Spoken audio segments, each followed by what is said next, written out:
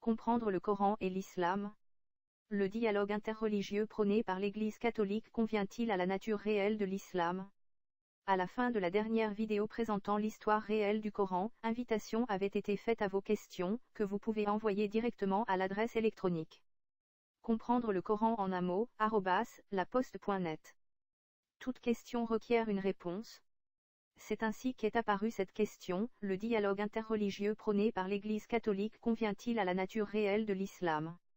Cette question concerne l'actualité, mais elle découle de la nature même de l'islam, totalement incompris de l'Église catholique. Sur une telle question, il est néanmoins difficile de garder toute objectivité. Comme avec les autres vidéos, contentons-nous des faits. Pour résumer très succinctement cette nature réelle de l'islam tel qu'il a été créé, il s'agit d'un système politique fasciste créé par les califes abbassides de Bagdad, à partir d'Al-Mamoun en 813. La religion était un prétexte divin pour imposer la soumission des femmes aux hommes, des hommes aux imams, des imams aux califes et les califes à Dieu. En réalité, les califes manipulaient les textes dits divins qu'ils créaient ou dont ils modifiaient le sens à leur profit, la base du texte étant la religion des judéo-nazaréens quasiment disparue. Les versets 6 à 9 du chapitre 25 d'Isaïe doivent ici être mis en évidence. Comme d'autres versets analogues du Nouveau Testament, il souligne un élément qui distingue les religions des sectes, pour lesquelles seul le croyant, le membre, sera sauvé par Dieu, parce que le mouvement en question est celui de Dieu, ou que Dieu a choisi. Ce jour-là, le Seigneur, Dieu de l'univers, préparera pour tous les peuples, sur sa montagne, un festin de viande grasse et de vin capiteux, un festin de viande succulente et de vin décanté. Il enlèvera le voile de deuil qui enveloppait tous les peuples et le linceul qui couvrait toutes les nations. Il détruira la mort pour toujours. Le Seigneur essuiera les larmes sur tous les visages, et par toute la terre il effacera l'humiliation de son peuple. C'est lui qui l'a promis. Et ce jour-là, on dira: voici notre Dieu, en lui nous espérions, et il nous a sauvés. C'est lui le Seigneur, en lui nous espérions. Exultons, réjouissons-nous, il nous a sauvés. Pour Dieu, il n'est donc pas question de religion, mais d'humanité. Pour comprendre ce que dit l'Église catholique, écoutons de très larges extraits de la conférence du 21 juin 2008 du cardinal Jean-Louis Torrent. Ce cardinal de la Curie romaine est président du Conseil pontifical pour le dialogue interreligieux depuis 2007. Il est dès lors l'autorité catholique compétente sur ce sujet. Cette vidéo complète est visible sur YouTube. Des sous-titres ont été ajoutés comme commentaires, en fonction de l'histoire réelle de la création de l'islam et de sa nature réelle, non dissimulée par la tradition musulmane.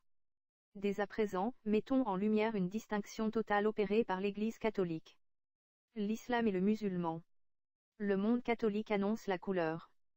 Il faut un dialogue avec les musulmans. Seuls les racistes refusent le dialogue, et le racisme est contraire à l'amour de Dieu donné à toute l'humanité. Si ce premier aspect ne devrait nullement être contesté, concernant l'islam, il y a silence. L'Église a peur de son ombre. Elle n'ose tout simplement plus transmettre le message de « Je suis le chemin, la vérité et la vie ». Le dialogue de l'Église catholique avec l'islam, c'est une longue histoire et pas toujours très agréable. Les événements de 2001, septembre 2001, la présence croissante de musulmans dans nos sociétés occidentales, l'esprit conquérant qui se manifeste pour ses membres les plus violents par le recours au terrorisme, tout cela fait que l'islam s'impose et fait peur. Depuis ses origines, après une brève période de cohabitation pacifique, les rapports entre l'Église catholique et l'islam ont été, pour la plupart du temps, antagonistes. Mais voilà qu'avec Vatican II, les catholiques sont invités au dialogue. Vous connaissez sans doute, vous avez entendu parler de cette déclaration, la déclaration Nostra Aetate, qui est une des dernières déclarations du Concile Vatican II, qui dit ceci: l'Église regarde avec estime les musulmans qui adorent Dieu, un, vivant et subsistant, miséricordieux et tout-puissant, créateur du ciel et de la terre, qui a parlé aux hommes.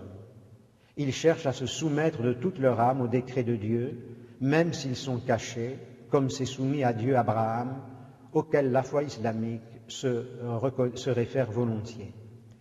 Bien qu'ils ne connaissent pas Jésus comme Dieu, ils le vénèrent comme prophète. Ils honorent sa mère virginale Marie et parfois même l'invoquent avec piété.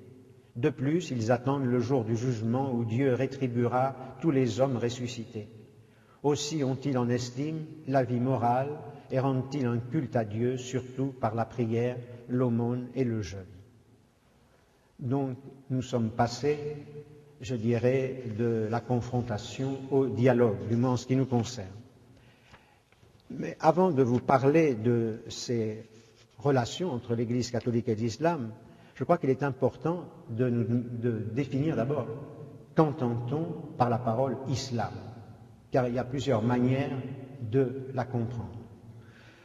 L'islam peut être la religion donc qui a été prêchée par le prophète Mohammed, qui est la soumission à Dieu.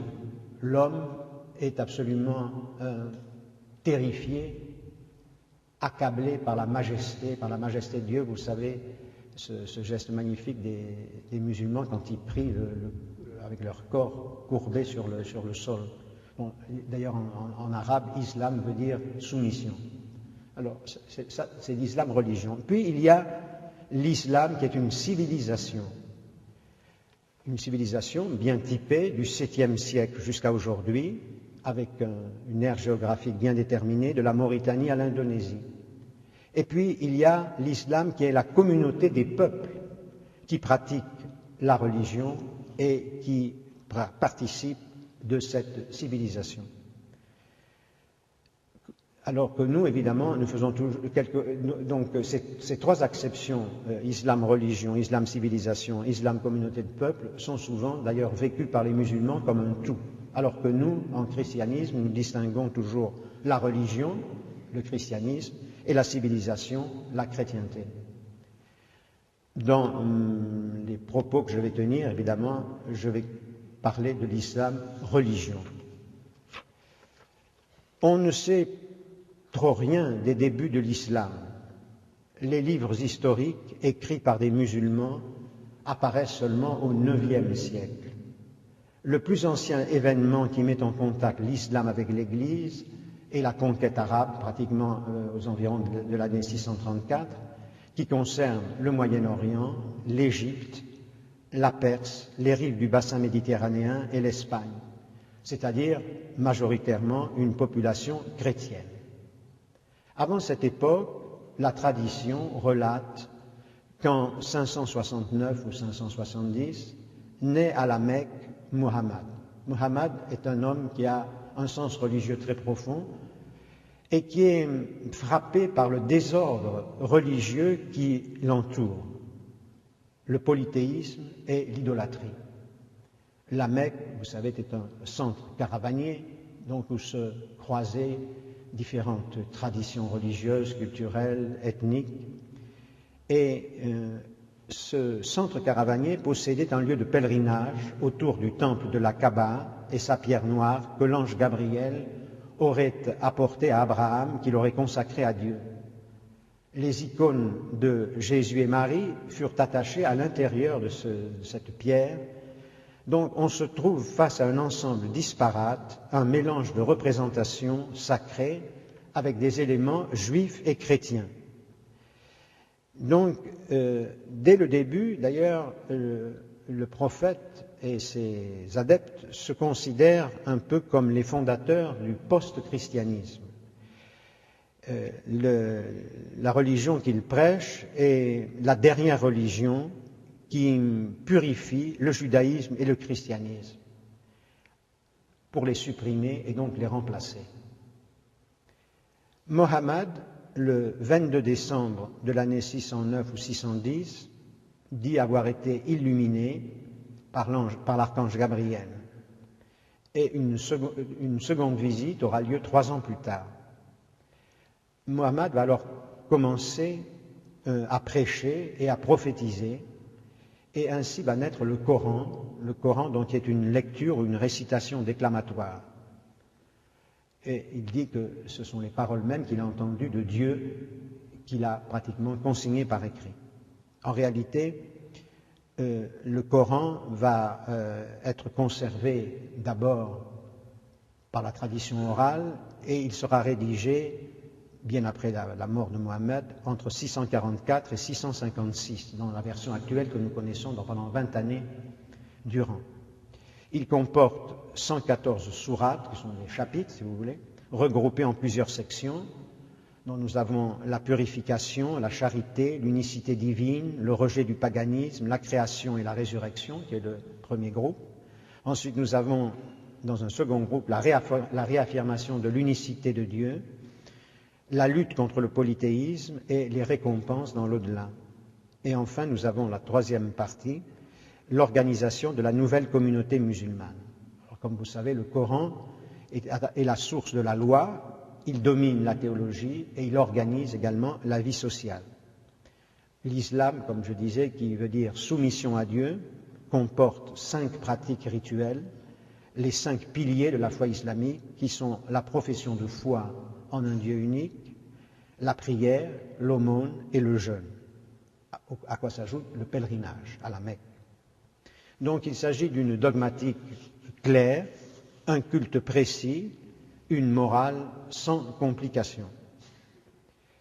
Après la mort de Muhammad, le 8 juin 632 à Médine, sa succession est disputée. Des courants se créent, nous avons déjà les premières divisions entre sunnites et chiites, donc divisions qui existent encore aujourd'hui, et le successeur de Mahomet, Omar, est un conquérant dans l'âme et comme les terres à conquérir étaient chrétiennes, eh bien il va se lancer dans de grandes opérations militaires dont les chrétiens vont avoir malheureusement à souffrir.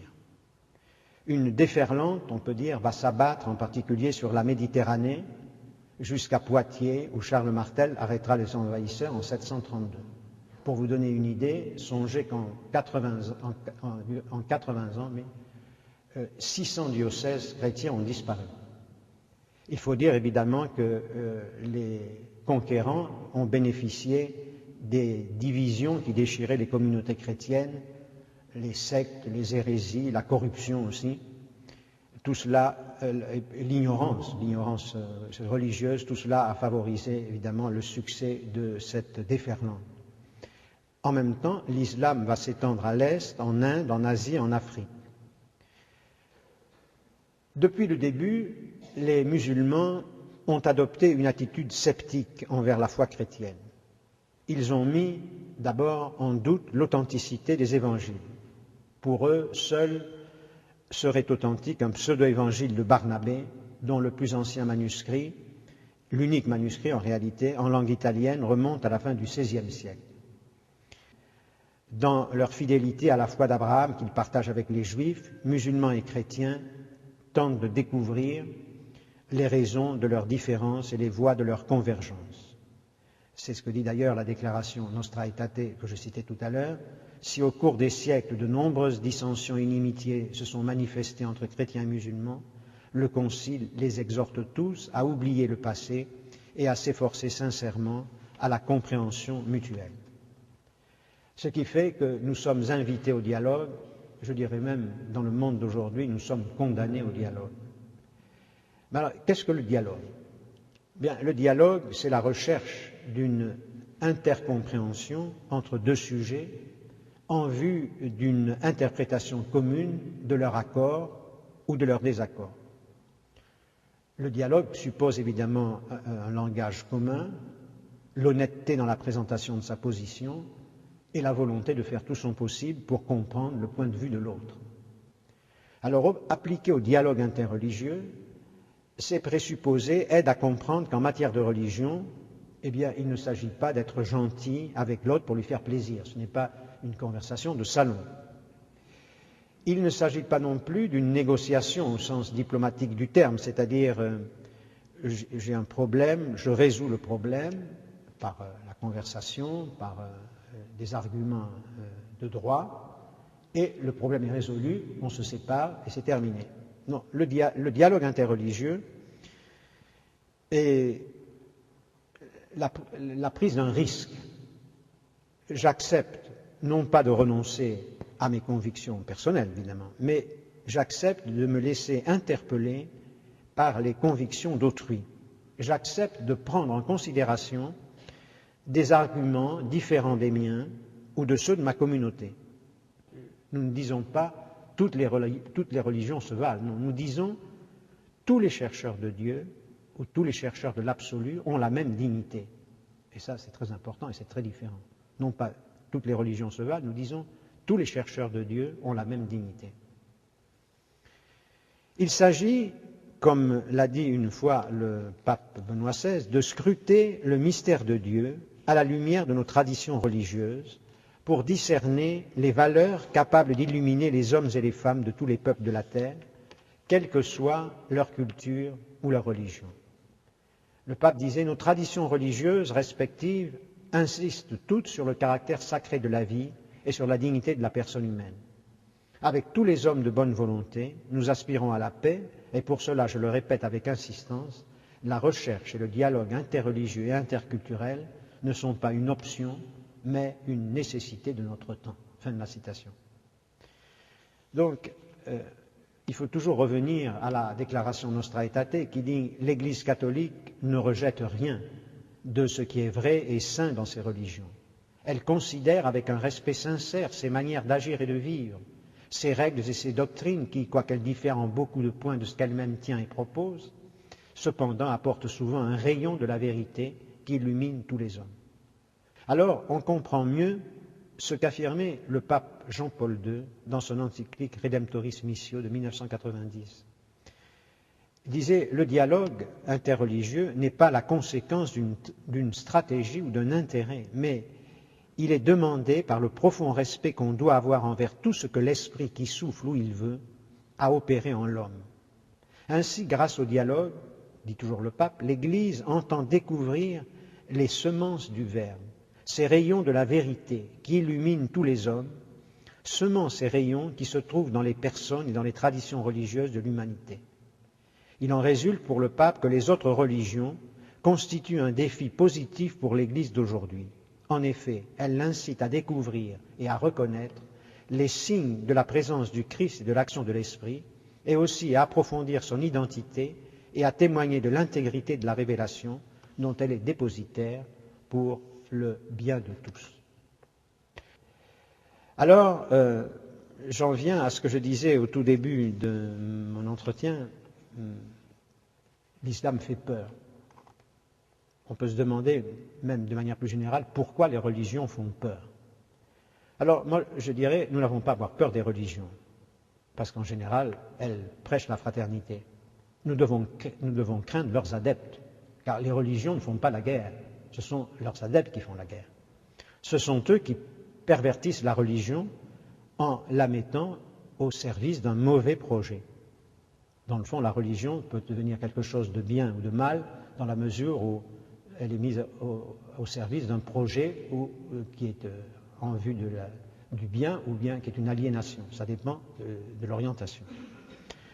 Et malheureusement, il y a d'autres facteurs qui contribuent à entretenir la peur face aux religions. Par exemple, le fait que très souvent nous ignorons le contenu des autres religions. C'est pourquoi j'ai voulu tout à l'heure vous donner un petit aperçu du contenu de la religion islamique. Le fait que souvent nous n'avons pas rencontré des croyants d'autres religions, donc nous vivons de préjugés. La réticence que nous avons à nous confronter aux autres croyants pour la bonne raison que nous n'avons pas des idées claires sur notre propre religion. Car il faut toujours se rappeler que la première condition pour le dialogue interreligieux, c'est d'avoir conscience de son identité spirituelle. Ça, je crois que c'est un appel pour tous les prêtres, les religieux et les religieuses.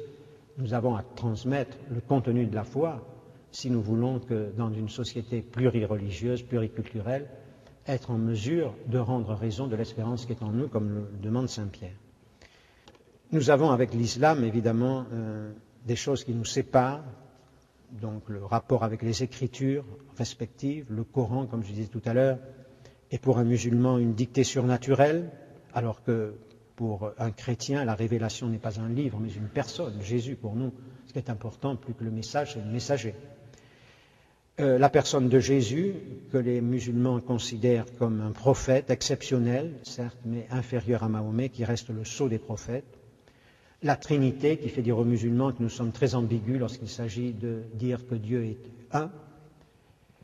Mais il y a aussi, à côté de ces différences, des réalités qui nous voient unis, parfois même collaborant à la diffusion d'une même cause.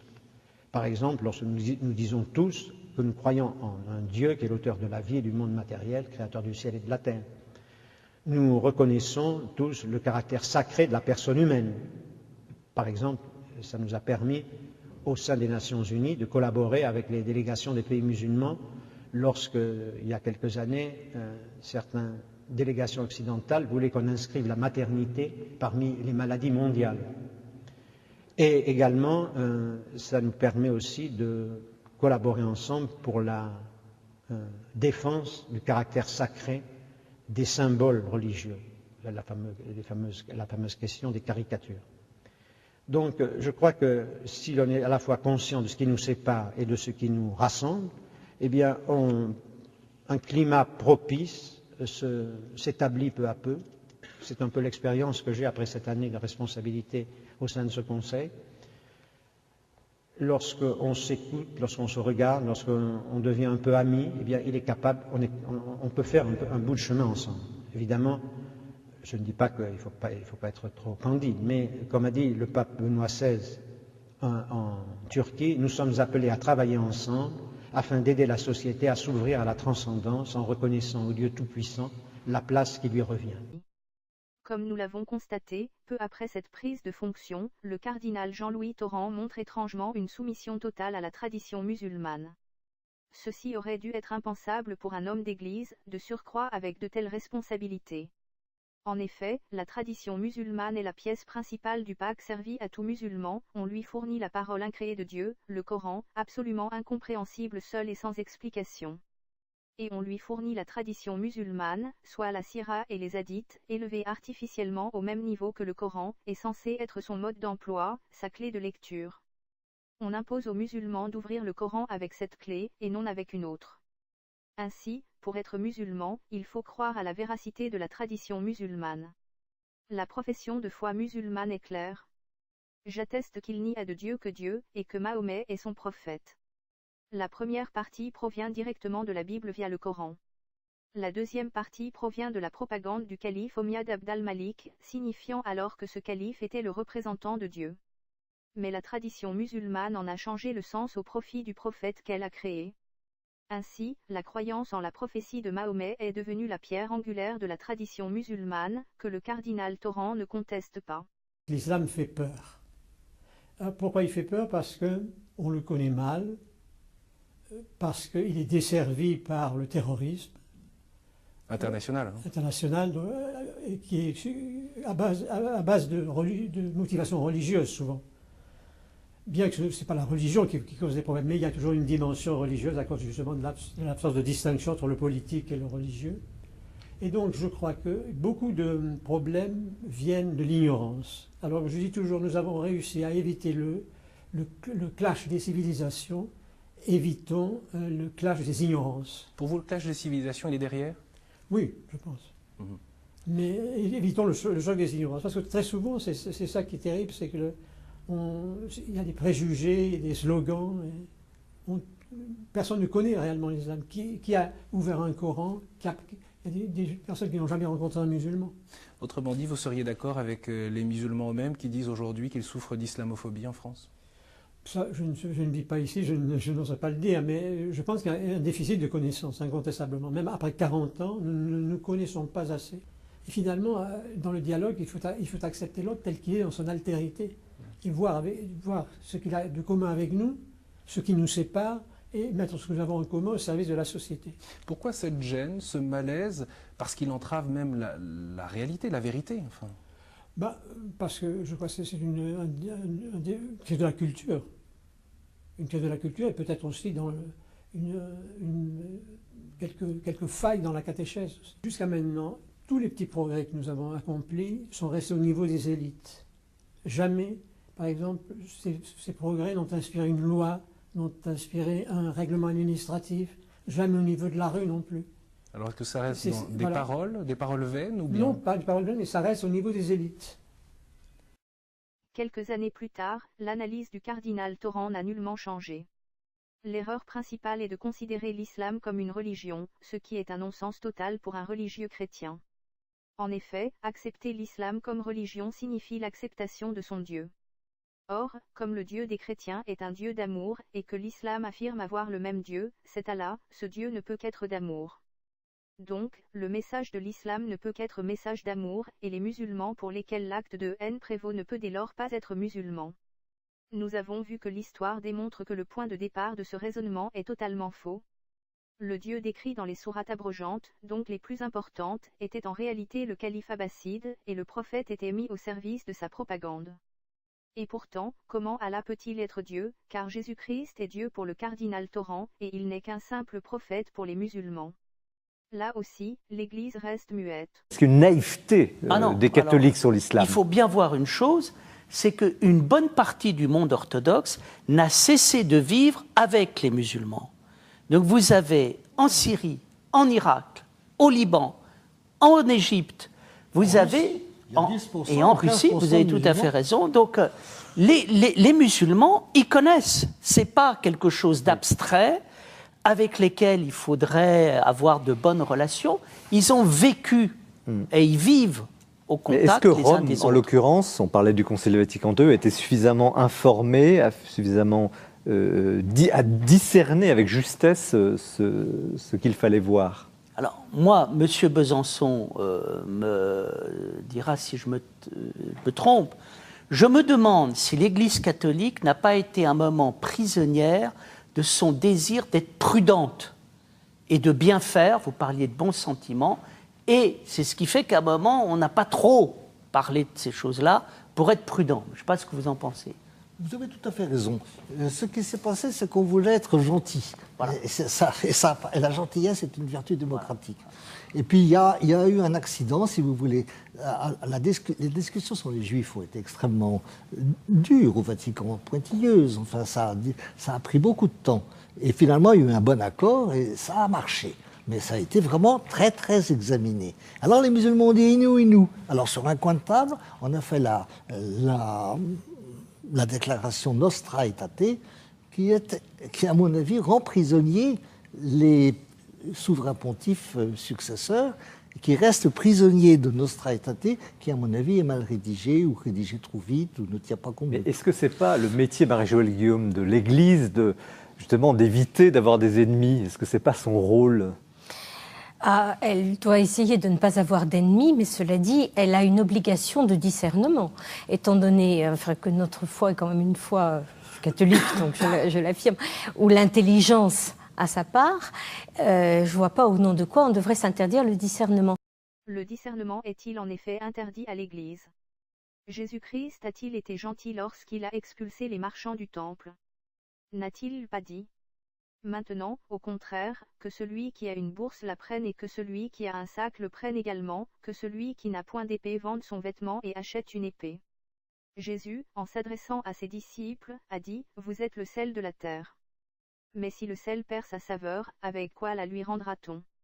Il ne sert plus qu'à être jeté dehors et foulé aux pieds par les hommes. » Dans ce domaine de l'islam, l'Église catholique est de fait en pleine perdition. Elle agit comme si elle connaissait la nature de l'islam et se trompe totalement, abandonnant l'espace public à l'islam, et ne rectifie même pas sa propagande. Les églises sont-elles ainsi davantage pleines? La majorité des musulmans convertis se dirigent vers les églises évangéliques. L'Église catholique s'est-elle au moins posé la question, pourquoi? Est-ce seulement parce que le protestantisme semble plus proche de l'islam sur certains de ses aspects que le catholicisme? On comprend ainsi le journaliste italien d'origine égyptienne, Maggie Cristiano Alam, baptisé publiquement par Benoît XVI le 22 mars 2008. Déçu par le discours islamophile ambiant, celui-ci a annoncé sa sortie de l'Église catholique le 25 mars 2013, juste après l'installation du pape François. Tout en affirmant qu'il continuerait de croire en Jésus qu'il aimait à s'enorgueillir d'être chrétien, il justifiait ainsi sa décision. Le facteur qui m'a plus que tout éloigné de l'Église est le relativisme religieux et en particulier la légitimation de l'islam comme vraie religion, d'Allah comme étant le vrai Dieu, de Mahomet comme vrai prophète, du Coran comme texte sacré. D'autre part, l'Église catholique semble aussi étudier l'islam. Dès ses débuts au XIIIe siècle, l'ordre dominicain a eu le souci de la rencontre avec le monde musulman et de mieux connaître sa culture. Des communautés furent créées à Tunis, Constantinople et Bagdad. L'Institut dominicain d'études orientales a été créé au Caire en 1953, par l'ordre dominicain à la demande du Saint-Siège, pour ouvrir un espace de dialogue, en dehors de tout prosélytisme, avec le souci d'une meilleure connaissance mutuelle entre chrétiens et musulmans. L'IDEO entretient des relations cordiales avec l'université voisine d'Al-Azhar. Au nombre d'une douzaine, les frères dominicains qui animent aujourd'hui l'Institut sont soucieux de poursuivre leurs tâches dans le même esprit. Connaissance respectueuse de l'autre et qualité de la relation humaine. Outre cette équipe de chercheurs, l'IDEO accomplit sa mission grâce à une bibliothèque riche de 155 000 volumes, pour une part en langue arabe. Le tout est mis gratuitement à la disposition des universitaires. L'intuition de ces trois fondateurs fut rejointe en 1937 par une demande faite par le Vatican, que des religieux prennent au sérieux l'islam, non pas pour convertir des musulmans, mais pour le faire connaître et apprécier, dans sa dimension spirituelle et religieuse. Il fallut attendre 1953 pour que ce projet soit concrétisé. L'IDEO affirme être un institut de recherche fondamentale sur les sources de la civilisation arabo-musulmane.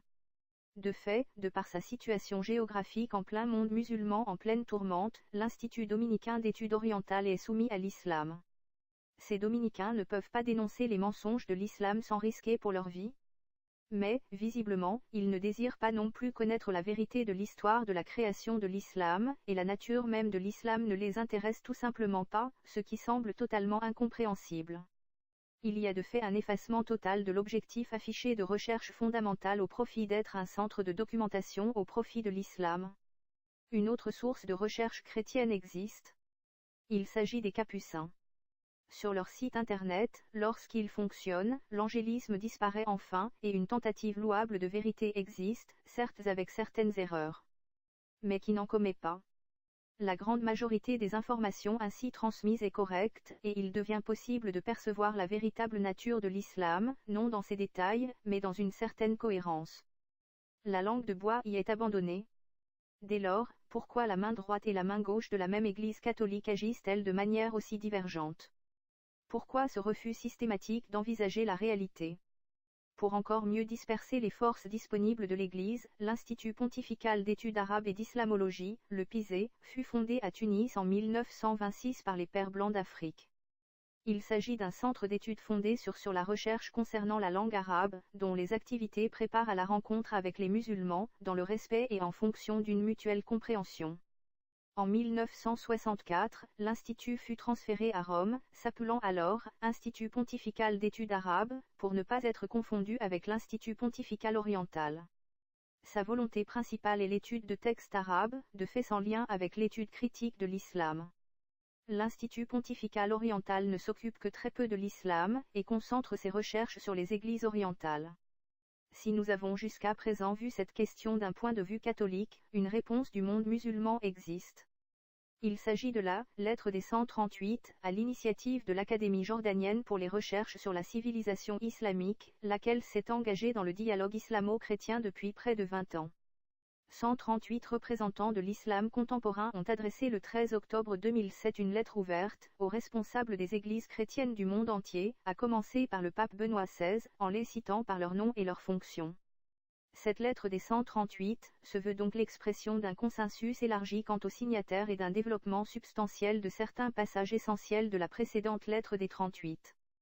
Prenons la présentation qu'en a faite Roger Michel, rédemptoriste à Marseille. Les 138 signataires, rejoints par d'autres les semaines suivantes, représentent 43 nations. Ce sont des oulémas, des muftis, des théologiens, des juristes et des intellectuels, majoritairement du monde sunnite, mais aussi du monde chiite. On sait l'importance qu'a pour les musulmans l'expression de leur consensus, troisième principe de l'orthodoxie islamique après le Coran lui-même et la Sunna. La nouveauté de cette lettre ouverte réside dans une redéfinition du monothéisme qu'affirment, en des formes variées, musulmans, juifs et chrétiens, avec pour thème primordial la même confession du Dieu vivant, un et unique, dans le cadre du double commandement de l'amour de Dieu et du prochain, cher à la tradition judéo-chrétienne. Son titre, Une parole commune entre vous et nous, est tiré d'un verset coranique bien connu, Sourate 3 verset 64. 2 pages d'introduction renvoient musulmans, chrétiens et juifs à leur commun monothéisme, sur la base de la sourate 112 où il est dit « Lui, Dieu, est un » et de la profession de foi juive reprise par Jésus en tête des 2 commandements de l'amour, dans l'évangile de Marc. La lettre des 138 affirme ainsi sans détour, conformément au Coran, nous, en tant que musulmans, invitons les chrétiens à s'accorder avec nous sur ce qui nous est commun et qui constitue également l'essentiel de notre foi et de notre pratique, les 2 commandements de l'amour. Cette invitation pressante et inédite au dialogue rejoint la perspective de l'important discours du pape Jean-Paul II à la jeunesse musulmane, appelant chrétiens et musulmans à un témoignage commun sur le sens de Dieu et sur la dignité de l'homme. La lettre des 138 développe son argumentaire en 3 parties. 1. L'amour du Dieu unique. Partant de la profession de foi musulmane, la Shahada, le texte développe longuement le thème du monothéisme en commentant une parole attribuée à Mohammed. La meilleure chose que nous avons dite, moi et les prophètes qui m'ont précédé, est la parole. Il n'y a de Dieu que Dieu, lui seul, sans associé, à lui le pouvoir et la louange, il est puissant sur toutes choses. Sur l'unité divine, le texte cite la sourate 112 du Coran, intitulée « Le culte pur ». Cette sourate brève et lapidaire clôt doctrinalement le recueil coranique. L'unicité divine absolue y est fortement affirmée. En islam, tout ce qui porte atteinte à cette unicité est dénoncé comme de l'associationnisme. Historiquement, ce reproche concerne les polythéistes de la Mecque, mais aussi le monothéisme douteux des chrétiens. Sur l'amour de Dieu, le Coran dit « Invoque sans cesse le nom de ton Seigneur et communie intensément avec lui ». Aimer Dieu, en islam, c'est lui être totalement dévoué. Non seulement adorer le seul Dieu, mais n'adorer que Dieu seul. Dans la langue arabe, le mot mahabba, amour, est employé par la Bible pour nommer Dieu, Dieu est amour. Le Coran emploie un autre mot arabe dont le sens est proche, al-Wadoud, le très aimant. Sur l'amour du Dieu unique dans la Bible, la lettre des 138, comme nous l'avons vu, se plaît à citer l'évangile de Marc dans lequel les 2 commandements de l'amour sont précédés par la grande profession de foi juive. Écoute Israël, le Seigneur notre Dieu, le Seigneur est un. La lettre tient à préciser les sens respectifs des mots grecs, cœur, âme, intelligence et force, employés dans ce passage de l'Évangile. 2. L'amour du prochain. Beaucoup plus brève, cette partie observe que, dans l'enseignement de Jésus, l'amour du prochain est inséparable de l'amour de Dieu. Il n'y a pas de commandement plus grand que cela, avec référence au Lévitique qui parle déjà de l'amour du prochain comme de soi-même. C'est une parole attribuée à Mohammed que cite la lettre des 138, pour exprimer l'amour du prochain. Aucun d'entre vous n'est croyant tant que vous n'aimerez pas pour votre prochain ce que aimez pour vous-même, d'où l'insistance sur la piété qui consiste, selon le verset 177 de la sourate 2, à donner de son bien aux proches, aux orphelins, aux indigents, aux voyageurs et aux mendiants. Par voie de conséquence, la lettre des 138 déclare « La justice et la liberté de religion sont des aspects centraux de l'amour du prochain ». Avant d'aborder la 3e partie de la lettre, quelques remarques importantes s'imposent ici. Selon la lettre des 138, la Torah, l'Évangile et le Coran se rejoignent dans la croyance en l'unité divine révélée par Dieu lui-même. Il ne s'agit pas d'une approche philosophique, mais théologique. La notion de révélation et la nomination de Dieu sont ici des questions à débattre et à approfondir. Le reproche coranique et traditionnel de trithéisme et d'associationnisme à l'encontre des chrétiens est passé sous silence. Toute une littérature polémique semble ainsi abandonnée. Les écritures saintes, juives et chrétiennes, sont réhabilitées. Elles sont citées et commentées abondamment, avec un souci d'exactitude exemplaire.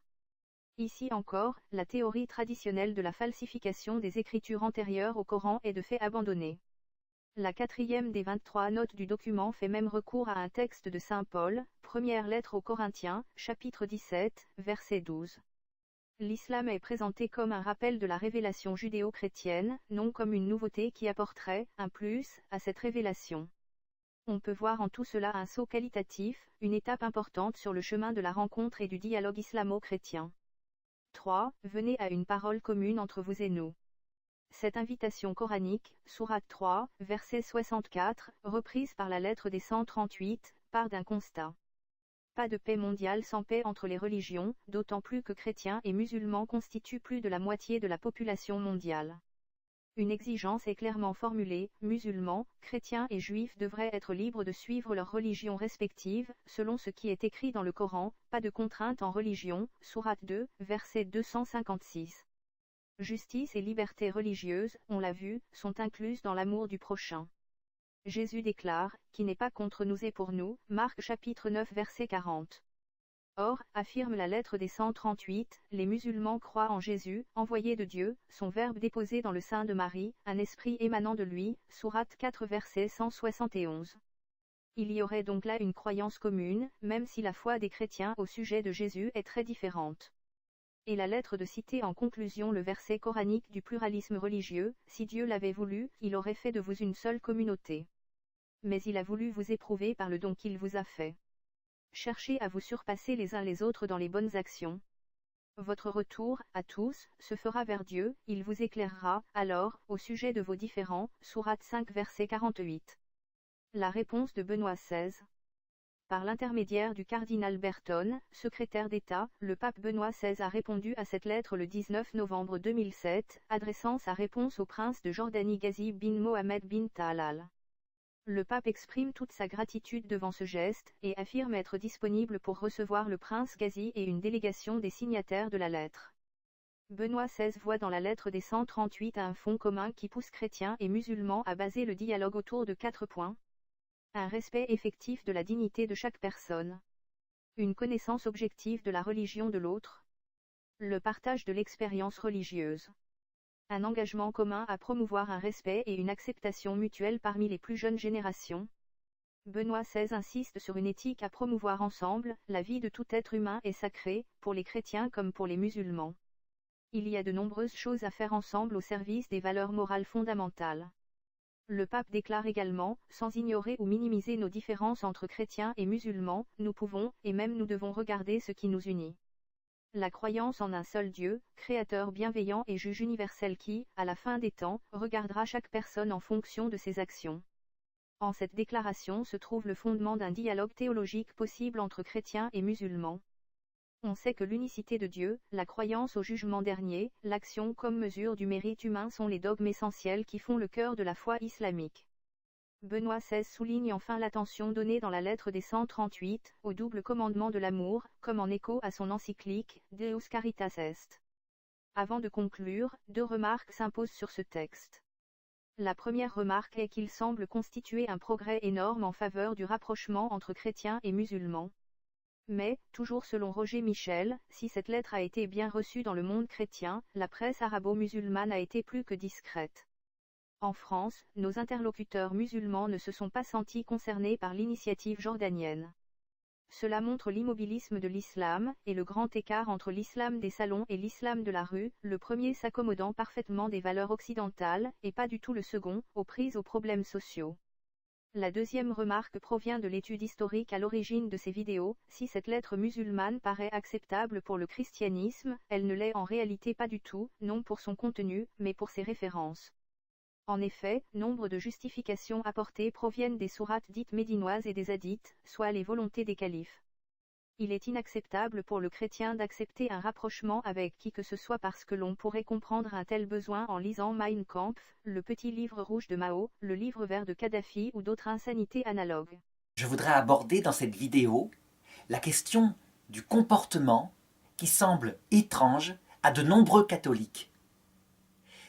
Le comportement des autorités de l'Église catholique, les plus hautes autorités, à commencer par les papes, par rapport à l'islam. Et le Concile Vatican II va répondre à ça en ajoutant une vérité que le pape Benoît XVI dit qu'il faut la regarder en conformité, dans la continuité de la vérité précédente, à savoir celle-ci. L'islam contient des semences de la vérité qui ont été mises par l'Esprit Saint, des semences extrêmement profondes que le Saint Concile d'ailleurs cite. Si au cours des siècles, de nombreuses dissensions et inimitiés se sont manifestées entre les chrétiens et les musulmans, le Concile les exhorte tous à oublier le passé et à s'efforcer sincèrement à la compréhension mutuelle, ainsi qu'à protéger et à promouvoir ensemble pour tous les hommes, la justice sociale, les valeurs morales, la paix et la liberté. Seulement, le pape François, le lendemain de son élection, lorsqu'il va saluer les représentants de la communauté musulmane en Italie, il dit ceci: « Je salue et je remercie cordialement vous tous, chers amis appartenant à d'autres traditions religieuses, et tout d'abord les musulmans qui adorent le Dieu unique, vivant et miséricordieux, et qui l'invoquent dans la prière. » En entendant ces phrases, les membres de la fraternité sacerdotale Saint-Pédis, qui eux ont gardé l'ancienne approche qu'on voit chez saint Thomas d'Aquin en particulier de l'islam, sans y ajouter les apports de Vatican II. Ils disaient, regardez, c'est encore un faux pape. Ça veut dire qu'ils disent que toutes les religions se valent et l'islam vaut les autres religions. Eh bien non, pas du tout. Comme je l'ai dit tout à l'heure, il faut d'abord bien comprendre ce que dit Vatican II. Vatican II, il se lit dans la ligne de tous les autres documents d'avant des papes. Donc, il y a apparente contradiction, en fait pas du tout. Les documents d'avant disaient « l'islam ne sauve pas, l'islam ne donne pas le salut », ça veut dire une relation intime de charité entre Dieu et l'homme. L'islam ne permet pas d'entrer dans le paradis. L'islam contient des erreurs théologiques graves et ne donne pas la vie en Christ. Ça reste vrai.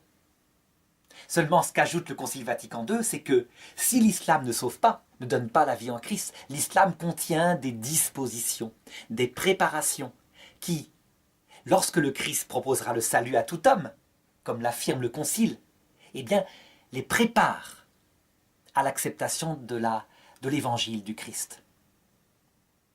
Finalement, l'attitude du pape, elle est exactement la même que on avait, je dirais, avec l'Ancien Testament, lorsque Jésus n'était pas encore venu. Quand un prophète disait « J'envoie devant moi mon serviteur qui préparera les voies devant toi. Il aplanira toute colline, il comblera toute vallée. » Eh bien, il signifiait par là tout l'Ancien Testament. L'Ancien Testament, dans son ensemble, ne sauve pas. Il ne sauve en aucune façon. La loi de Moïse ne donne pas la vie. Comme dit la Bible, je leur ai donné une loi mauvaise qui ne donne pas le salut. Mais l'Ancien Testament, il préparait au salut qui allait venir par le Christ, évidemment. Avec au sommet Jean-Baptiste, qui n'est pas dans le salut. Il ne connaît pas le Christ, il ne vit pas de la charité, il ne connaît pas la charité. Mais il montre du doigt le Messie. Il est donc le plus grand prophète de l'Ancien Testament. Eh bien, on peut dire que toute proportion gardée, le regard de l'Église sur les autres religions, et en particulier sur l'islam, consiste à dire que ces religions sont maintenues dans le monde pour préparer le chemin du Seigneur lorsqu'il revient dans sa gloire, pour annoncer l'évangile à tout homme, soit à l'heure de la mort, soit à la fin du monde.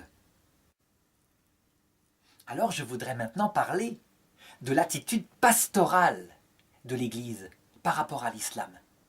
L'attitude pastorale, par contre, elle n'implique pas d'infaillibilité. Il n'y a pas comme dans le document Nostra Aetate, je dirais dans une attitude pastorale, il n'y a pas, je dirais, d'engagement de la foi. Dans Nostra Aetate, il y a un certain engagement de la foi, puisque la foi nous demande de croire maintenant que Dieu a semé dans les religions des parcelles de la vérité. L'attitude pastorale, c'est une attitude qui consiste à aller vers l'islam pour essayer une réconciliation. Et c'est cette attitude-là qui scandalise tant les chrétiens. Enfin, certains chrétiens qui sont inquiets par la montée de l'islam partout et par son agressivité. Est-ce que c'est une attitude naïve? Eh bien, de l'extérieur, oui, on peut tout à fait la critiquer. En tout cas, quand il n'y a pas de demande de réciprocité. Seulement, attention. Attitude pastorale unanime, qui n'est pas rectifiée par un pape suivant, et ils continuent dans la même voie, et ils invitent tous les évêques à pratiquer la même chose.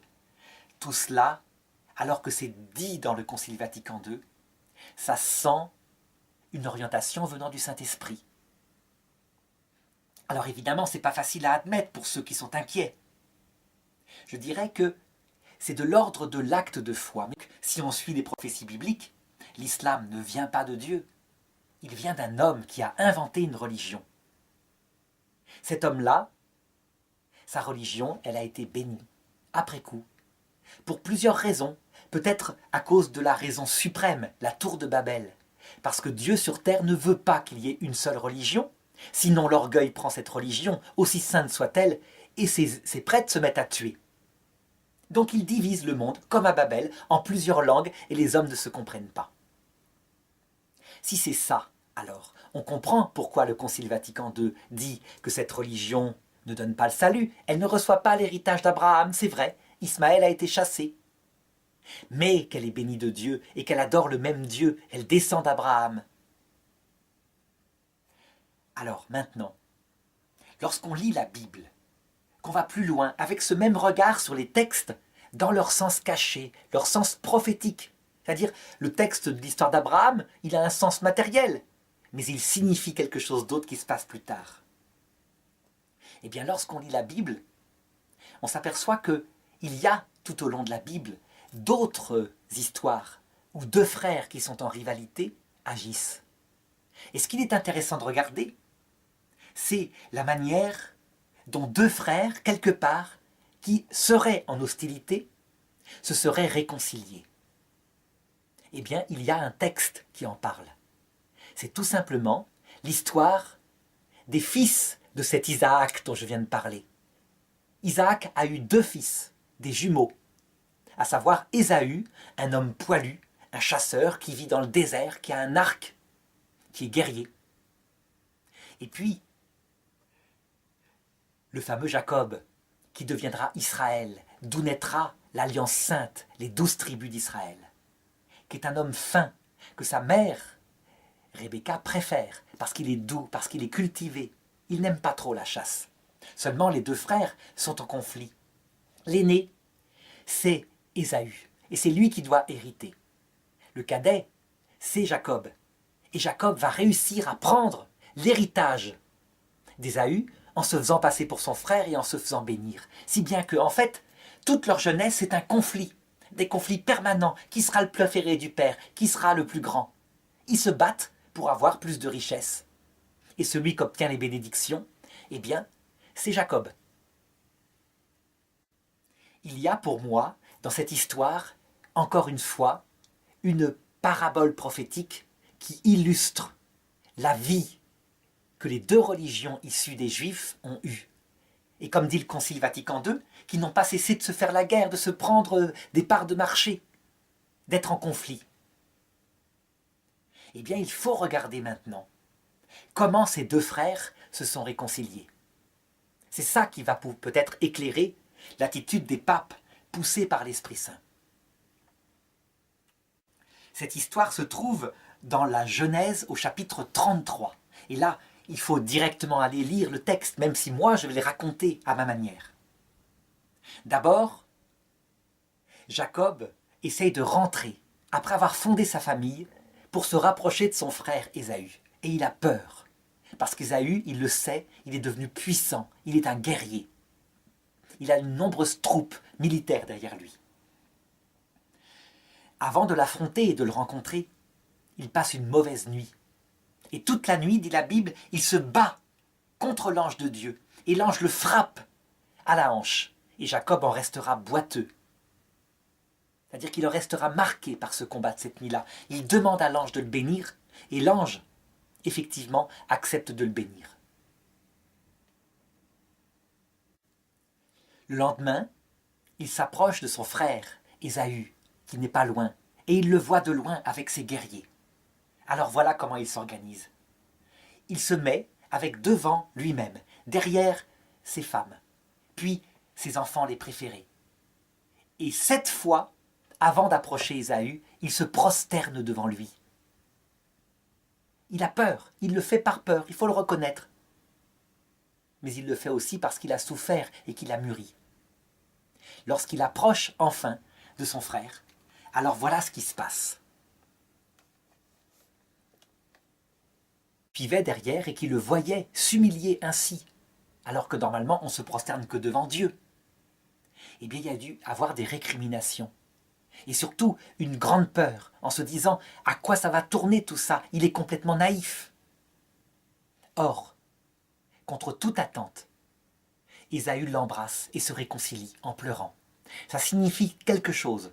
S'il pleure comme ça, c'est pas de l'amour pur, c'est que certainement Ésaü a eu des malheurs dans sa vie.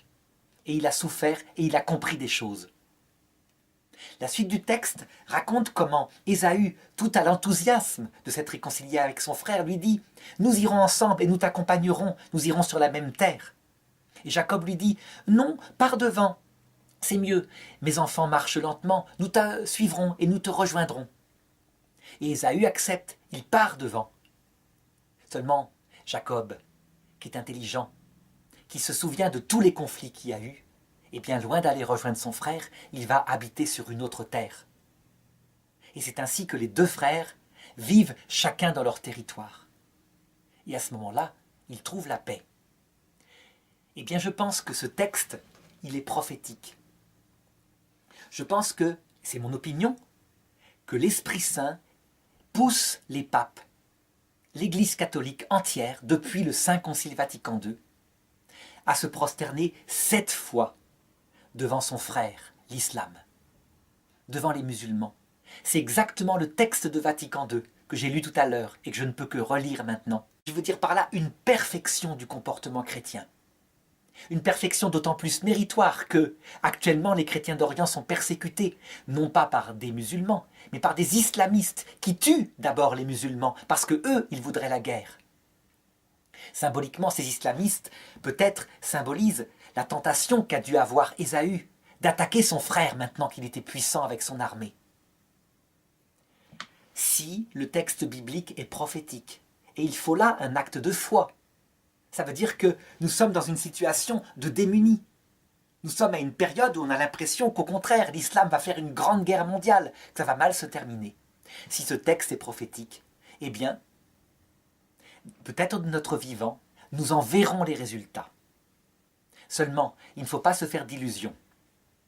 L'islam est puissant actuellement, il est fier, il est en renouveau. Pour que l'islam entre en larmes et se jette dans les bras de son frère, le christianisme, il faut évidemment s'attendre à ce que l'islam apprenne sa douleur. De même que Jacob l'a appris durant la nuit, lors de son combat avec l'ange. Et ça correspond à quoi prophétiquement? Cette douleur, cette blessure à la hanche de l'Église qui fait qu'elle boite maintenant.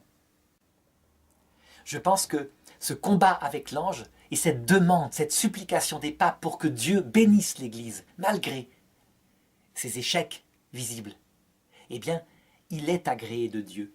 Et que donc, alors que tout semble indiquer que ça ne se passera pas, je pense que nous verrons, peut-être de notre vivant, sortir le vrai islam de Médine, celui qui ne se mêlait pas de politique, celui qui n'attendait pas une gloire terrestre immortelle, celui qui sera à son tour blessé.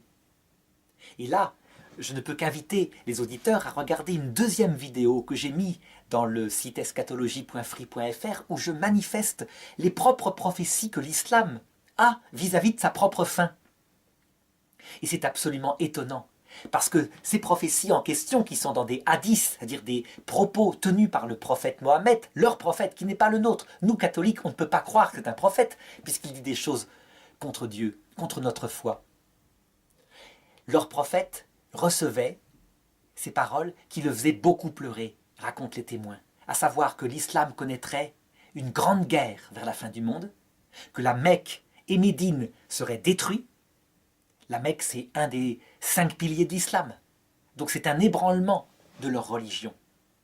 Mais qu'il y aurait aussi une grande apostasie des peuples musulmans, si terrible que les restes des musulmans, ceux qui auront gardé la foi à cette période-là, n'auront plus, pour la garder, que la prière, en secret, dans leur maison, 5 fois par jour. Conclusion, il n'est nulle question ici d'accuser l'Église catholique. En effet, ce n'est pas elle qui refuse d'oser envisager une réalité historique, mais notre civilisation entière. Son agissement est donc le reflet, ou l'image d'une culture. Une connaissance objective de la religion de l'autre, du fond commun cité par Benoît XVI en réponse à la lettre des 138 illustre la méconnaissance totale de l'islam par l'Église catholique. Le monde politique souffre des mêmes carences de connaissances, avec des conséquences et décisions encore bien plus graves. La volonté de l'Église est le dialogue entre les hommes. On aurait pu espérer qu'un dimanche, tous les prêtres du monde exhortent en même temps le monde musulman de répondre à certaines questions bien simples. Prouvez-nous que la Bible est falsifiée, prouvez-nous que notre Dieu trinitaire est bien votre Dieu, expliquez-nous pourquoi vous affirmez être descendant d'Abraham, etc. Un tel acte serait une demande forte de dialogue, mais aussi une possible prise de conscience par les musulmans des contre-vérités de leur propagande. D'autres églises pourraient être associées à une telle demande, créant un pas supplémentaire vers l'œcuménisme. Un tel acte semble être un doux rêve. Cette volonté de dialogue peut se comprendre clairement, ce que Jésus ayant entendu, il leur dit, ce ne sont pas ceux qui se portent bien qui ont besoin de médecins, mais les malades. Je ne suis pas venu appeler des justes, mais des pécheurs. Encore faudrait-il que soit audible le message divin, dont la révélation et le témoignage sont une des missions de l'Église. Avec un tel mutisme, il ne l'est certainement pas. Mais, pour privilégier ainsi le dialogue, il est indispensable de savoir qui est réellement son interlocuteur. On ne discute pas de la même manière avec un bonze et avec un nazi. Et faut-il discuter avec le nazi? Un tel parallèle semble malheureux et inacceptable. On ne peut pas comparer un musulman à un nazi, car aucun musulman ne connaît l'origine réelle de sa religion, et les buts originaux de ses créateurs. Par contre, la théologie musulmane, telle que créée par les califes abbassides, est en tout point similaire au nazisme. Il ne faut pas croire que tous les membres du Parti national-socialiste de l'époque hitlérienne adhéraient en conviction aux abominations du pouvoir en question. Beaucoup ne savaient pas ce qu'il se passait réellement, les informations étaient avant tout de la propagande, et l'appartenance apparente à cette idéologie permettait d'ouvrir des portes autrement fermées. Le chrétien apparaît dans ce schéma comme le juif, la victime du nazisme. Il est l'homme à abattre, par simple propagande. Et il veut discuter avec le nazi, ne pouvant s'imaginer la réalité du régime en place. Non, il n'est pas possible que l'homme veuille détruire un peuple, par simple idéologie. Non, il n'est pas possible que l'islamiste soit celui qui respecte cette religion telle qu'elle a été créée. Non, l'islam est bien une religion, car c'est ce que l'on nous affirme depuis des siècles. Et pourtant, un tel refus de savoir s'apparente à un suicide. Et certains interlocuteurs nazis affirment, en toute bonne foi, non, ce n'est pas cela, le nazisme. Et il faut changer ce nazisme. Mais il n'est pas possible de transformer le nazisme en mouvement démocratique, il n'a pas été créé à cette fin, et un tel mouvement n'a pas le même système de fonctionnement qu'un parti démocratique. Penser que l'islam peut se transformer est un fantasme, une vaine espérance. Il a toujours été ainsi depuis sa création, et, dès sa création, une volonté humaniste était une de ses composantes. Il a été créé pour être immuable, et l'est resté. En aucun cas, un mouvement créé à but fasciste ne deviendra un jour une religion d'amour, de paix et de tolérance. Que l'Église catholique désire discuter avec les musulmans est une bonne chose. Mais elle oublie complètement sa propre identité et ses devoirs d'information, alors que la connaissance est une des qualités voulues par Dieu. La foi des hauts dignitaires chrétiens aurait dû leur imposer de contester systématiquement les mensonges religieux des musulmans. Elle aurait aussi dû leur empêcher irrévocablement de prononcer l'expression « religion musulmane ». Ils ont ainsi semé la confusion, source de racisme ou de péché. Est-ce un manque de foi, ou un excès de foi, tout autant incompréhensible, car mis sous le boisseau? Une telle communication devient dès lors calamiteuse, l'angélisme apparent étant totalement déplacé car révoltant. Si ces prélats misent tout sur la prophétie, n'oublient-ils pas que la création s'est faite conjointement, Dieu et l'humanité? Dieu peut-il agir si l'homme n'agit pas, comme eux-mêmes refusent d'agir? Quelles seraient ainsi les 7 prosternations de Jacob devant Ésaü? Il ne peut que s'agir d'événements violents au nom de l'islam, contre, tous, ou contre, ses frères, d'en face. Chronologiquement, on pourrait penser aux événements suivants. 1066, massacre des Juifs de Grenade. Entre 1000 et 1525, massacre de 80 millions d'hindous. Tamerlan est à l'origine de la mort de 1,5 million à 17 millions de personnes, selon les évaluations, pouvant aller jusqu'à 5% de la population mondiale de l'époque. Entre 1500 et 1900, meurtre de millions d'esclaves noirs et blancs. 1915, le génocide arménien. 2001, les talibans et les attentats du 11 septembre. L'État islamique. Selon la prophétie, la condition pouvant être remplie, Ésaü, l'islam, pourrait maintenant agir selon la volonté divine, et aller vers Jacob. Seul l'avenir pourra nous dire si l'Église catholique a été bien inspirée d'agir ainsi.